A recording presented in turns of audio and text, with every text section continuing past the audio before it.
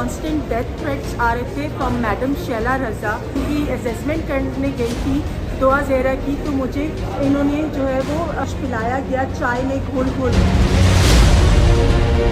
दुआ ज़हरा से मिलने पर कोर्ट ने पाबंदी की भी है, मैं वहाँ नहीं जा सकती और मुझे ये मालूम भी नहीं है कि किस जगह है मलिर सऊदाबाद में। कि आज बड़ा इम्कान था कि हाई कोर्ट से बड़ा अच्छा फैसला आएगा मूवी है जो दुआ ज़हरा है, लेकिन एक डॉक्टर ने बीच में इल्ज़ाम आयद किए, उन इल्ज़ाम के हवाले से आप क्या कहेंगी?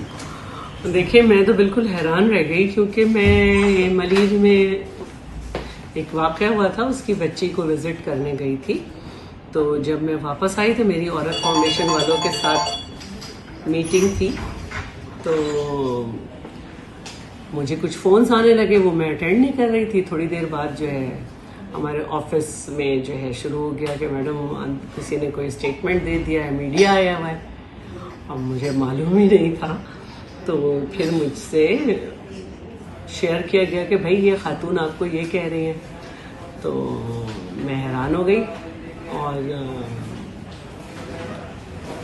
मैं बिल्कुल ही मुझे समझ ही नहीं आ रहा था कि क्या है मामला, क्योंकि आप सबको मालूम है कि दुआ ज़हरा का केस हमने अल्ताफ़ खोसू से लेकर जबरान नासिर को दिया, उनके वालिदैन को राज़ी किया, उनसे डिक्लेरेशन लिया कि जी हम आपको वहाँ पे भेज रहे हैं। और क्योंकि हमारे पास दुआ ज़हरा एक नहीं है, हमारे पास बहुत ज़्यादा इस तरह के केसेस हैं और हमें देखना होता है। और एज सच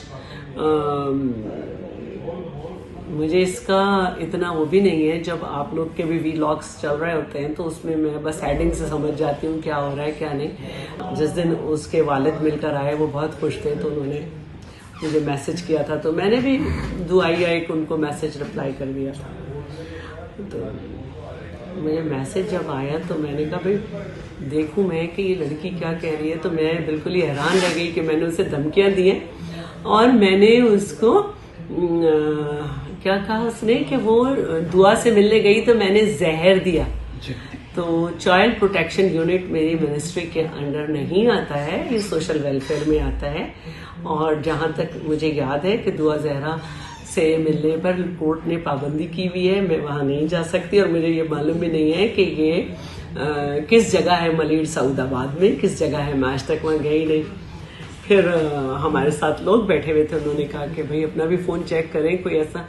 तो फिर 30th को मैंने देखा कि कुछ मिस कॉल्स हैं किसी खातून की तरफ से, और मैं अपना पूरा रिकॉर्ड जब चेक किया तो 30th को जो है मुझे इन खातून की तरफ से, जिनका नंबर भी मेरे पास सेफ नहीं है, कोई रिकमेंडेशन भेजी है जो मैंने खोली भी नहीं है। इनकी मिस कॉल है, इसके अलावा इनके कुछ मैसेजेस हैं, इसके अलावा कुछ मैसेजेस हैं जो इन्होंने डिलीट किए हुए हैं। मुझे पता इस तरह चला कि खातून के व्हाट्सएप में जो इन्होंने अपने तौर पर आईडी बनाई हुई है उस पर इन्होंने जो है अपना नाम लिखा हुआ है। तो इनकी ज़रूर कॉल्स आई हुई हैं जो मैंने अटेंड नहीं की, क्योंकि मैं जिन पे जो मेरे पास नाम सेफ नहीं होते मोस्टली मैं उन्हें अटेंड नहीं करती हूँ। और इन्हीं के मैसेजेस हैं, इनकी कुछ रिकमेंडेशंस हैं, वो बहरहाल मैंने स्क्रीनशॉट में ले रही थी तो इनकी डायल भी लग गया, डायल पे मेरा उंगली टच हो गई थी, वो मैंने फिर काट दिया। तो बाकी यह है कि ये खातून मुझे मैसेजेस करती रही हैं। फिर मैंने नाराज़ होके हेल्थ सेक्रेटरी साहब को फ़ोन किया कि ये क्या है, कौन है। तो बेचारे मुझसे कहने लगे आप मेरी बात तो सुन लें, मेरी बात तो सुन लें। फिर उन्होंने मुझे बताया कि ये खातून कोई मतलब साइकोलॉजिकली जो है ये हेल्दी नहीं है, और इन्होंने बच्ची के वकील को फ़ोन किया, उसके वालिद के घर चली गई और हेल्थ सेक्रेटरी साहब को और मुख्तलिफ हेल्थ के ऑफिसर्स को इन्होंने बहुत सारे मैसेजेस किए हुए हैं। और कल ही इनकी जो है ये सारी चीज़ देखते हुए इंक्वायरी हो गई थी और मुझे सेक्रेटरी साहब ने कहा है कि मैं ये चीज़ें आपको भेजूंगा भी, ये मेडिकली अनफिट है मेंटली, तो आप परेशान ना हो।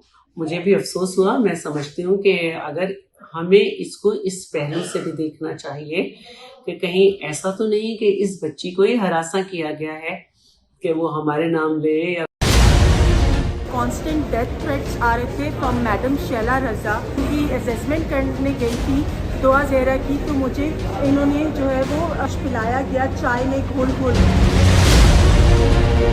दुआ ज़हरा से मिलने पर कोर्ट ने पाबंदी की भी है, मैं वहाँ नहीं जा सकती और मुझे ये मालूम भी नहीं है कि किस जगह है मलिर सऊदाबाद में।